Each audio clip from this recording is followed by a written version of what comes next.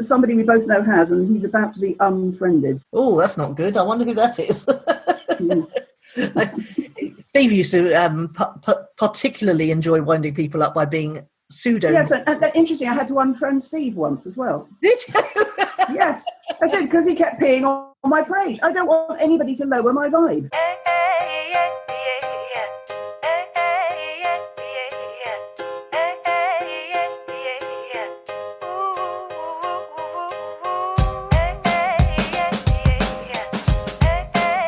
Welcome to Own It, Your Business in Your Life, with Nicola Cairncross and Judith Morgan.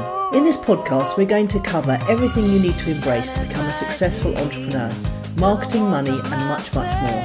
How to create a business doing just what you love. How to own it, your business and your life. This one will be fast, funny, feisty, and very lively. So sit back and enjoy the show.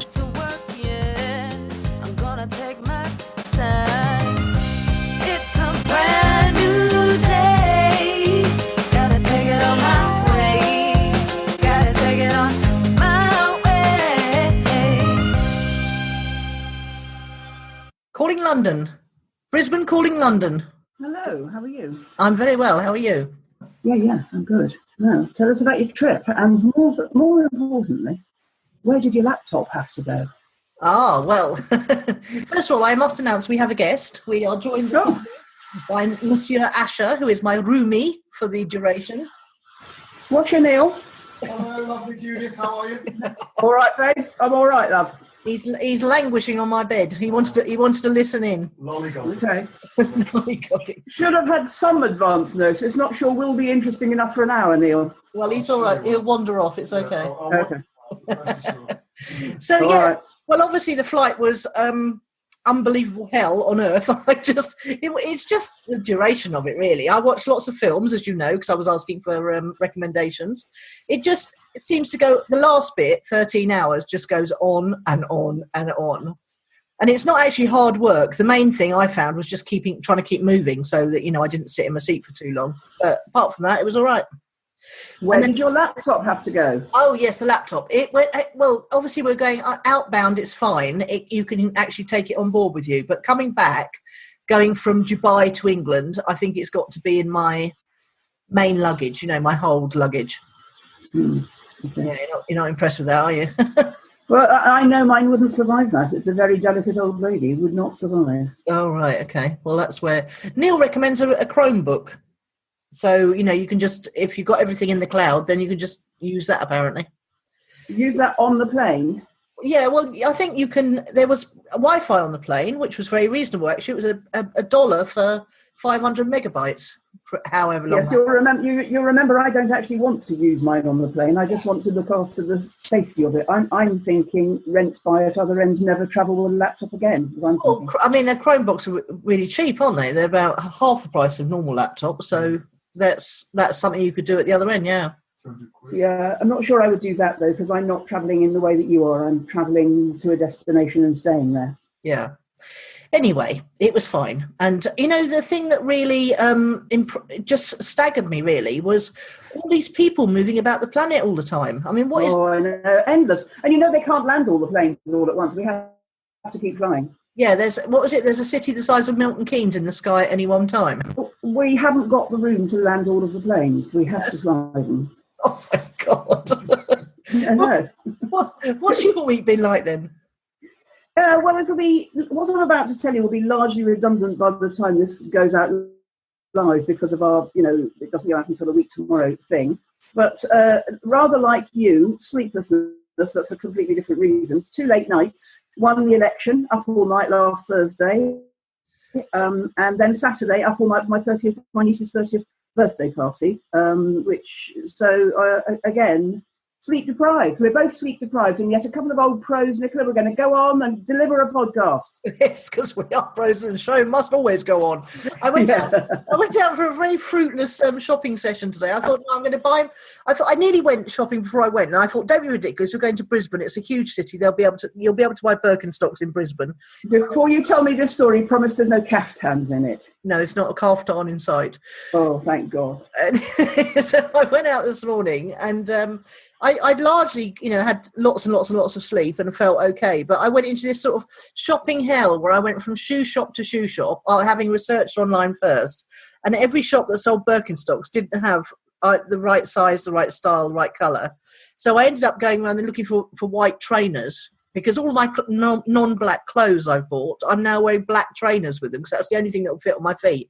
And I just went from place to place, and I suddenly remembered that Neil wasn't able to leave the apartment until I came back, so he must be dying of starvation. So I had to just jump in a taxi and come back in case he was desperate for food. So, yeah, it was just a pointless shopping exercise, and I just remembered why I try and get things before I go now. And also, who shops like that anymore? Well, yeah, exactly. But this is why Neil's here, because Amazon have just opened a warehouse in Australia, or just about to. They've opened their warehouse, just about to open. Yes. Well, you can tell Neil from me. I only have 2 shops in the world, and one of them is Amazon. well, the point was that poor old Aussies had to shop from Amazon from America and get it sent in. Yeah. I remember one time I tried to buy him a book for Christmas, and it was going to cost me $40 to get it delivered. Yes. Unbelievable. Yeah.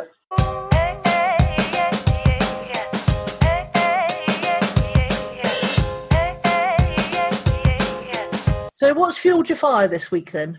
Same thing as last week, actually. A strange old thing is going on in my world at the moment. Last week, 50% of my online diary availability, went to potential new clients, all from different sources, and exactly the same this week. Wow. I'm absolutely inundated with requests from new people. It's almost as if, I don't think it would be post-election, but something has just suddenly made people wake up and go, all right then, Judith, let's have one of your freebies. Because it's really a strange time of year, isn't it? It's nothing prompting people. Yeah, perhaps it is the election and uncertainty about their finances. Well, they're not all Brits, that's the thing. So it can't be the election there. There's a Canadian and an Australian/New Zealander in there as well. She's confused me because her address on Facebook is Australia, but her address on the booking form is New Zealand. I think she is a Kiwi. But she described herself as being down under, which I thought meant Australia. Anyway, whatever. They're not all Brits, so I don't think the 2 out of 6 of those couldn't give anything about our monkeys about our elections. No, exactly. Can I just backtrack a little bit? I mean, you're such a sensitive soul. Why would you think that staying up all night to watch the election was a good idea? Well, because the exit poll was riveting and turned out to be true. Riveting. That Mrs. May, well, you don't get elections. Mrs. May, who was gambling, increasing her majority, exactly the opposite happened. She lost and was humiliated, had her nose rubbed in it. And all the press leading up to it said exactly the opposite. And we got this freaky exit poll, which is like a da moment in a movie. So you have to sit up all night because it didn't unfold the way that was expected. It was like an edge of seat thing. Well, couldn't keep me awake, that's for sure. No, well, that's because you don't get it, Nicola. You don't get it. We discovered this last year. You don't get it. I'm not a political animal, really. Neither am I. I had 20 years off. I'm back in, thanks to Brexit. And, of course, Brexit was relevant in this. That's why I was back in. It was riveting, edge-of-seat stuff. Right, well, I'll leave you to it. Oh, okay. So lots of new clients coming through Forge Your Fire. What's fueled my fire is I'm really looking forward to this event at the weekend.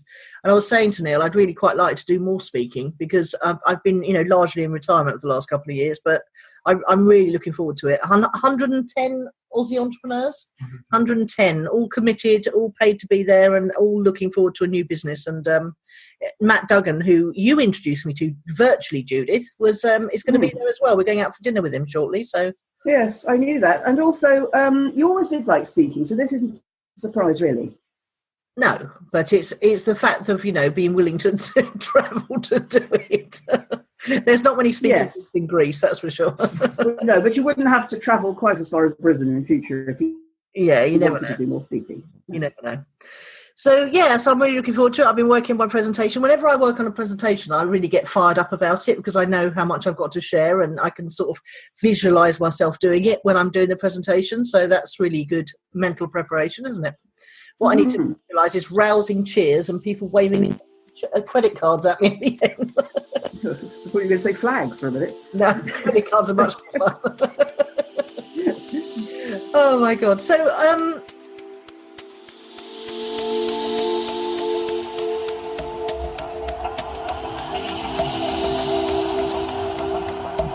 word from our sponsors. This podcast is sponsored by clicksandleads.com. Clicksandleads.com believe in affordable traffic and leads for everyone.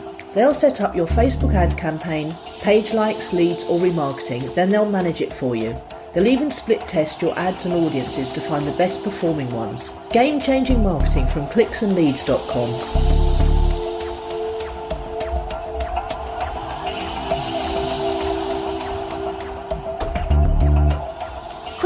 Client challenge of the week.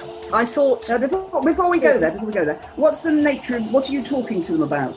I'm going to talk to them about being everywhere online in under 2 hours a week. Oh yes, or as Neil's and what it and the lazy person's guide to social media domination. And quite like that. And what is Matt going to talk about? Do you know? Yeah, Facebook ads, I expect. Yeah.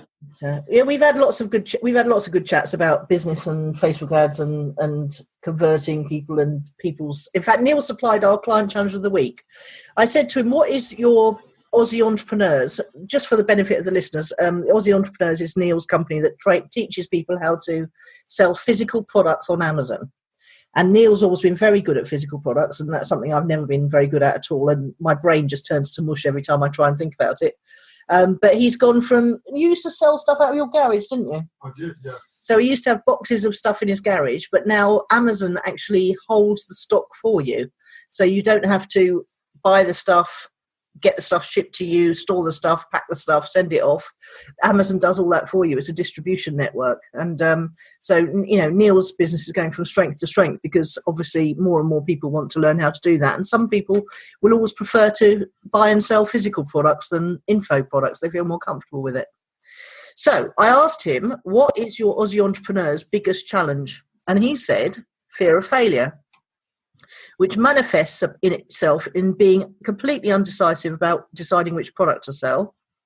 They want to know absolutely what works, definitely, no mucking about.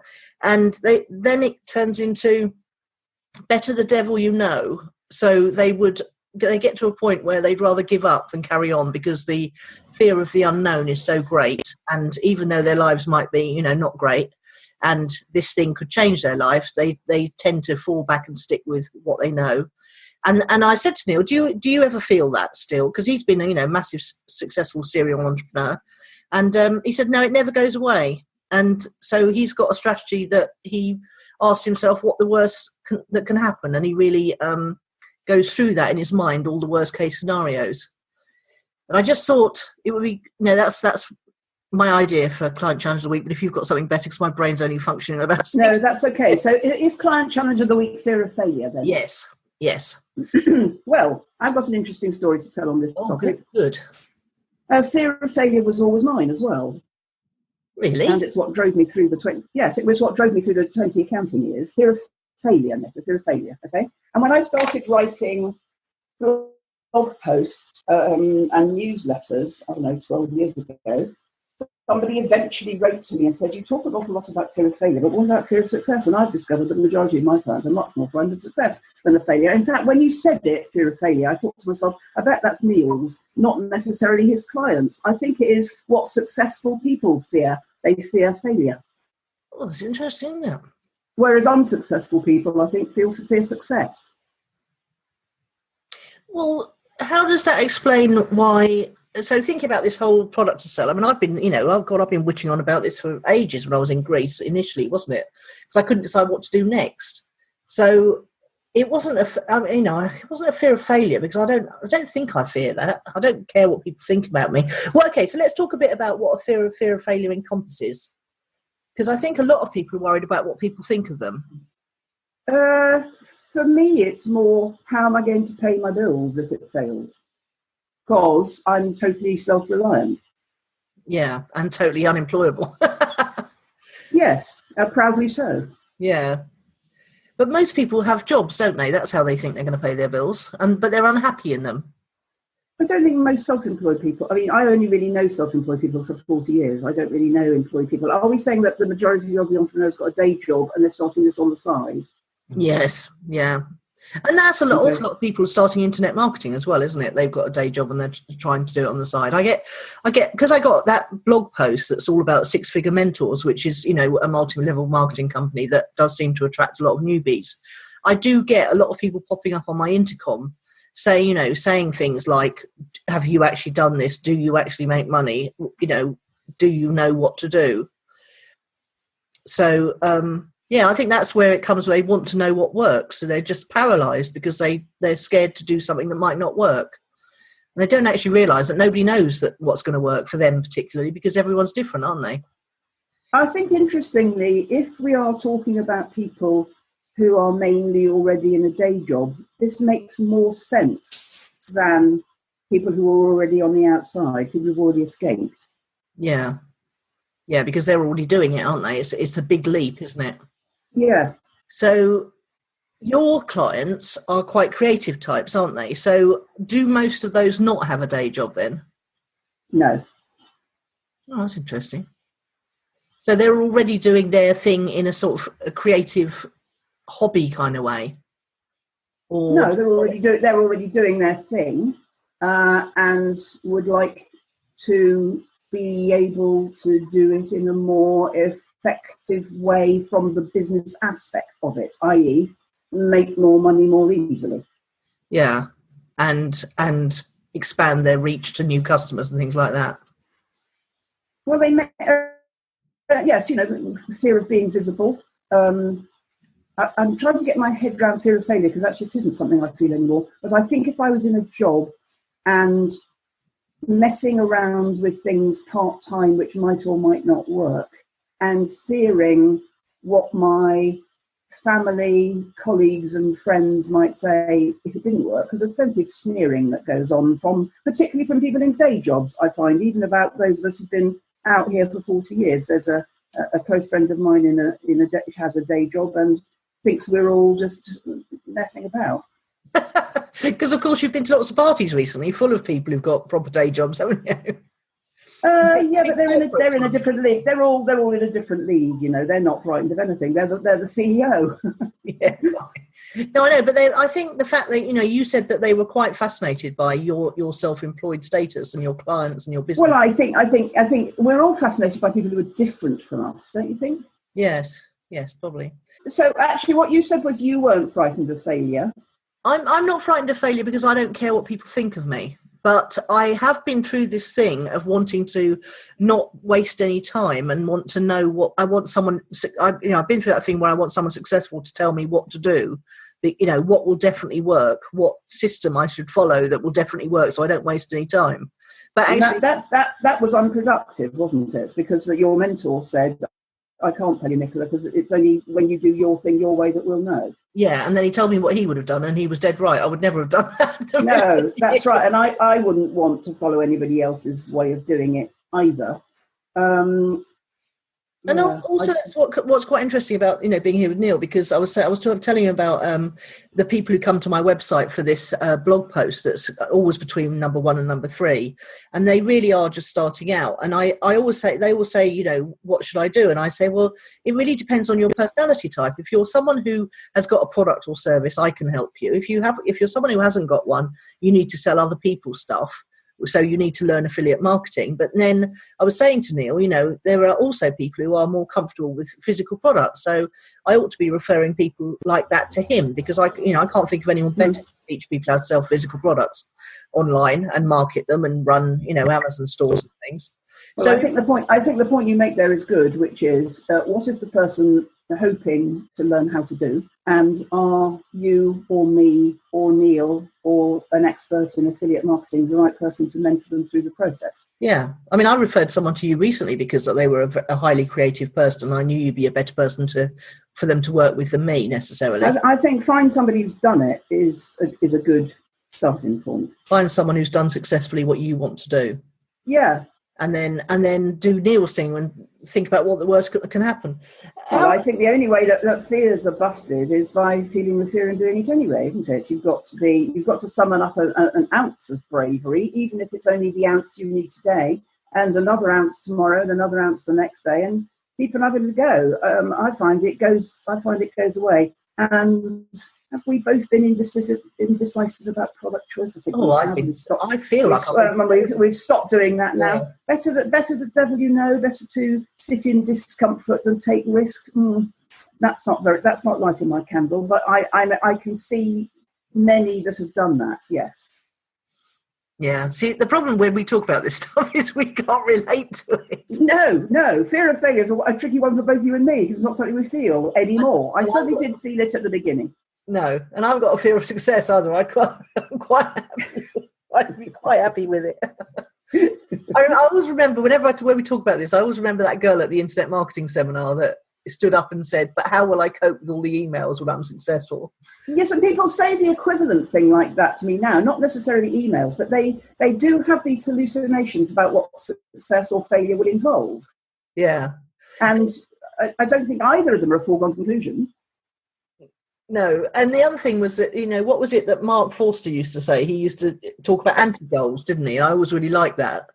Because if you can think about the thing you're trying to achieve and then think about why you might not want to achieve it, then it uncovers some always really interesting stuff. I also think that this depends very much on where you are in the world, because in America, a failure is a stepping stone on the way to success, and there's little shame attached to it. Well, there isn't so much in the UK now, but I remember when I first started out in 98, 99, and being an entrepreneur was tantamount to saying that you were a criminal of some kind. Some people might still agree with that. Yes, I agree. I do agree, actually, yes. No, that's the trotter aura, isn't it?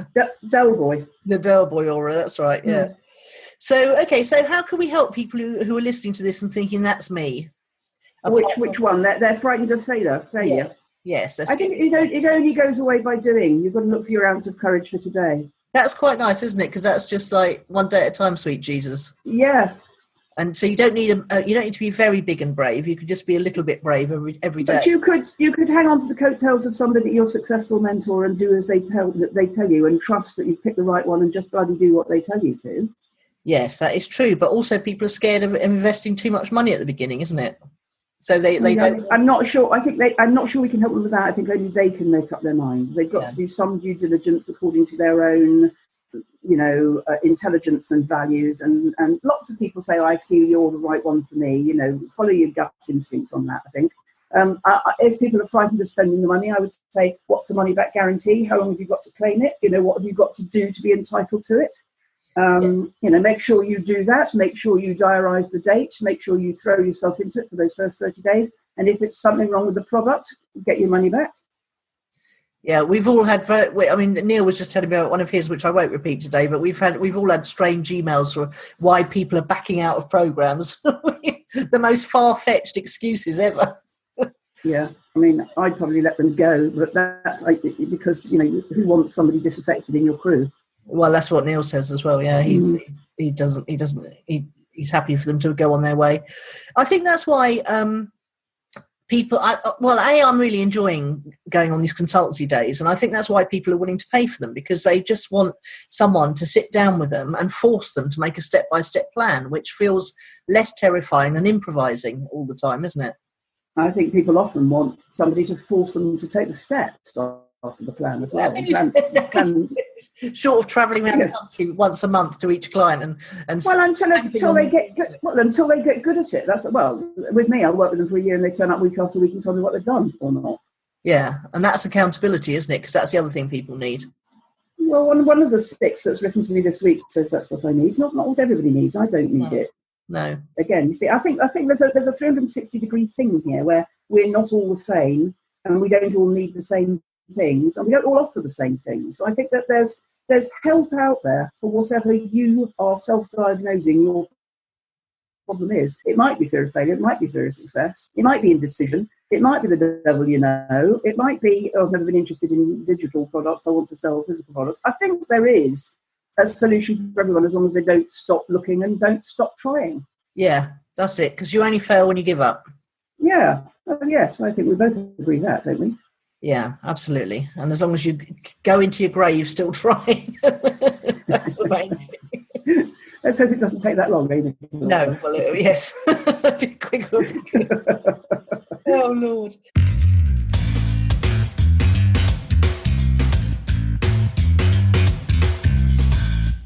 So what's your word of the week then? Now, I'm going to need to say this very carefully because I don't want you to get the wrong end of the stick. So it comes with a warning, first of all, about we must be careful how we say it and we must be careful how we spell it. But my word of the week is niggardly, Niggardly, which is an Old Norse word meaning mean, small, miserable, pitiful, and puny. And it applies to people who pee on my parade on Facebook. Don't be niggardly on my timeline, or you'll be unfriended or ignored. I hope I haven't been niggardly on your Facebook profile. No, you haven't, but somebody we both know has, and he's about to be unfriended. Oh, that's not good. I wonder who that is. Steve used to particularly enjoy winding people up by being pseudo. Yes, and interesting. I had to unfriend Steve once as well. Did you? Yes, I did, because he kept peeing on my parade. I don't want anybody to lower my vibe. Stick off with your cynicism and take it elsewhere. Yes, he used to call it realism, but yeah, it was cynicism. I mean, I'll tell you the reason why. It's because I use my Facebook profile as well as my page 100% for business. So if they're picking a fight with me or pissing on my parade on my profile, they're impacting negatively on my marketing. That's right. And how I want my image presented to the world. I don't want my potential clients to think, oh, look at all those weirdo friends she's got who are pouring scorn on their ideas. Not my plan. Oh, well, I'm desperate. I'm quite grumpy about it this week, actually, as you can tell. Don't do it. Do not pee on my parade. And don't pee on your spangly shoes either. No, certainly not. So niggardly then. Yes. I didn't realise it was a Norse word. Very good word. Very nice one. Mine is word. Funnily enough, you mentioned my word earlier. You said it's bravery. Okay. Because I've been reflecting on the whole, getting up and travelling halfway across the world for something that may or may not work out, may or may not go well. And Neil was saying, I said to Neil, he's got, he didn't know that this event was going to happen. He didn't know he was going to sell the tickets. He didn't know he'd be able to get any speakers. He doesn't know, if it's going to go well or if anyone's going to love us. But we still go on doing things because it's more fun to be brave than not, I've decided.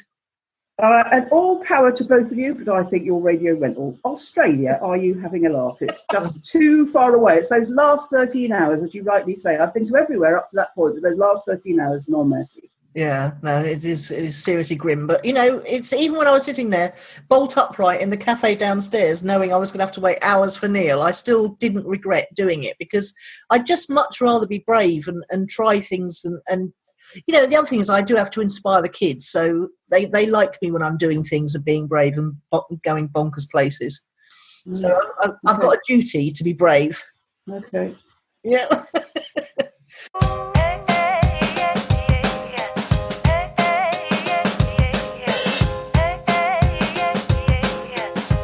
What's project updates? I said I skipped over last week. And I said, no change. Well, actually, we have gone up one place in the What's Hot chart to number 76. Yes, you did tell us that, actually. Did I? Oh. Yes. It's all right. It's all right. I told you straight afterwards. No, I had it in last week's show notes. But anyway, it doesn't matter. 76, marvellous news. Excellent. And slowly, catchy monkey. Yes, and I'm just more and more convinced. I mean, I've been talking to lots of people about podcasting, and I'm more and more convinced that it's something, that's going to go bigger and bigger and bigger.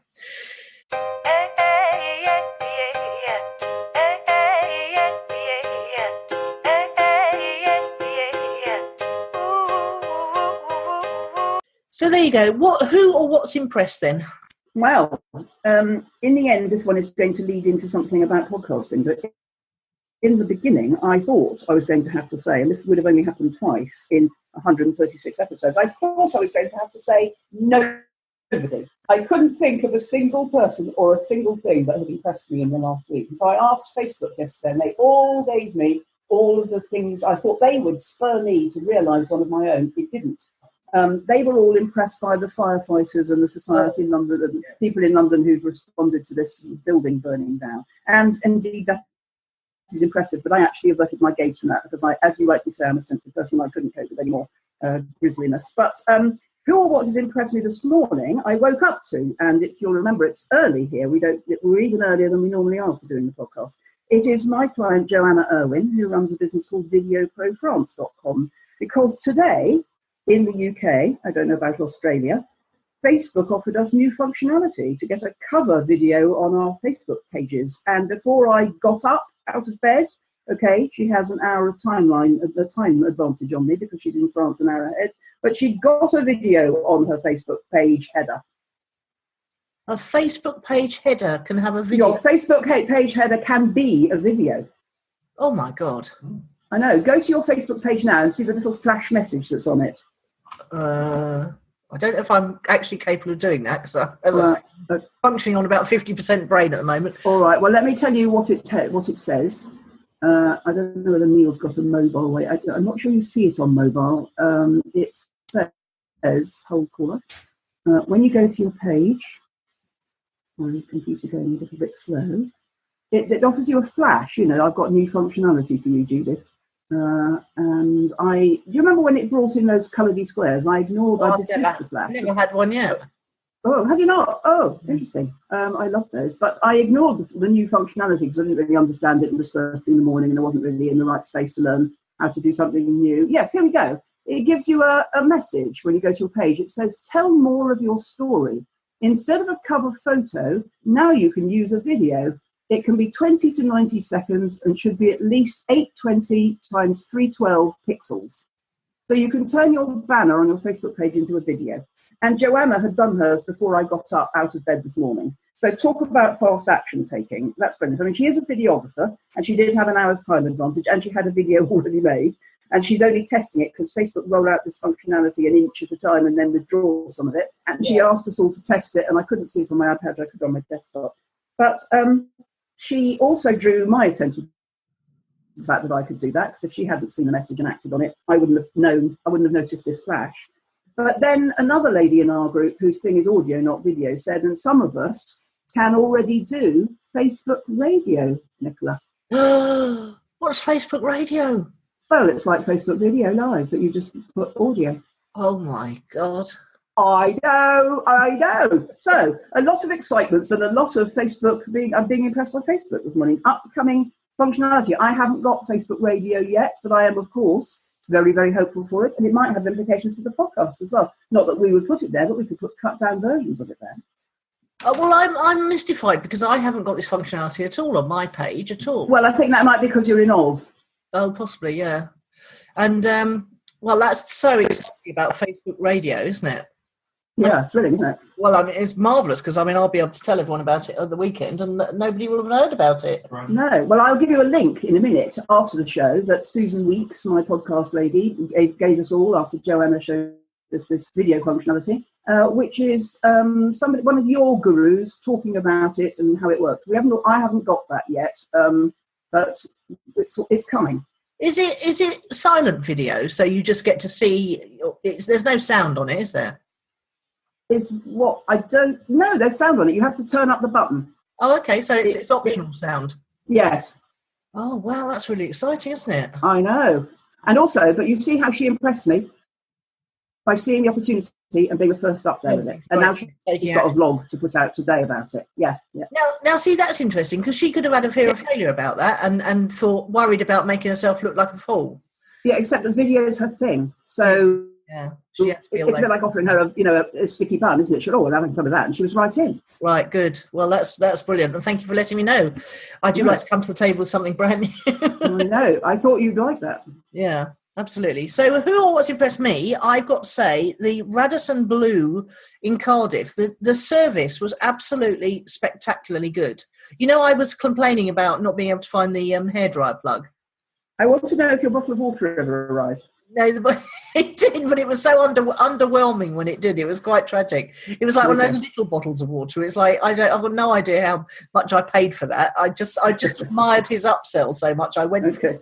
I think it'll probably find I've probably paid £5 for a very tiny bottle of water, but I did eventually find. So the only two niggles I had was that I couldn't find I can't even remember the second niggle now, but it was your hair. You couldn't get your hairdryer to plug in. Yeah, that's right. And the duvet was too hot. That was the other one.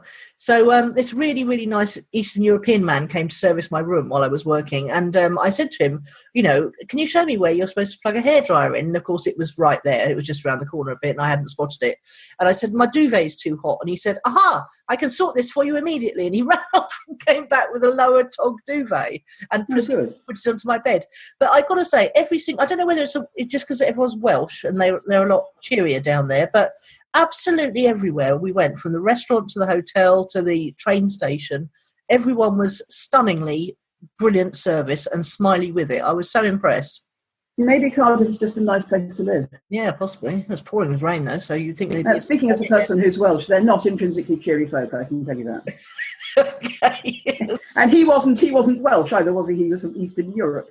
Oh, yeah, good point. Yeah, there was quite a lot of them from Eastern Europe now I think about it. So yeah, the Welsh thing is just a complete non sequitur, isn't it? But anyway, yes. I was really impressed because in England you just don't expect great service all the way through. I mean, the food was very good, the service was very good, everyone was really cheery, everyone went out of their way. Another example, I went down to have a drink at the bar, and then I walked over to the restaurant, and the young lady who was looking after the restaurant, which was quite small, she was busy with another table, and the barman spotted that I was standing there on my own. It couldn't have been more than 30 seconds, and he just walked out from behind the bar, and he said to me, "Let me walk you to a table," just because he could see she was busy. And I just thought little things like that are just so impressive. Well, they've got somebody in charge of that, haven't they? And then they've got a how we do it here, and they're successfully training it. Yeah, absolutely. Well, it's working. So, can I ask, was there a handy place to plug the hairdryer in the Airbnb in Brisbane? Yes, there was, yes. And there's actually a hairdryer. Of course, I turned up, of course, and my adapter hasn't worked. And then I went out shopping today and completely forgot to buy one. So we're sharing a Neil's adapter at the moment. But apart from that, no, it's all very nice once I got in. Well, marvellous. Good wishes to both of you. I hope this weekend is a roaring success. Thank you very much. Thank you. Over and out. Brisbane. Okay, yep. Bye. Bye for now. Bye. Gotta take it on my way. It's a brand new day. You've been listening to Nicola Cairncross and Judith Morgan. The podcast is called Own It, Your Business and Your Life. Do come and visit us at ownitthepodcast.com. We'd love to hear your feedback. You can find out more about Judith and visit her on her website at judithmorgan.com, and you can find Nicola at nicolacairncross.com.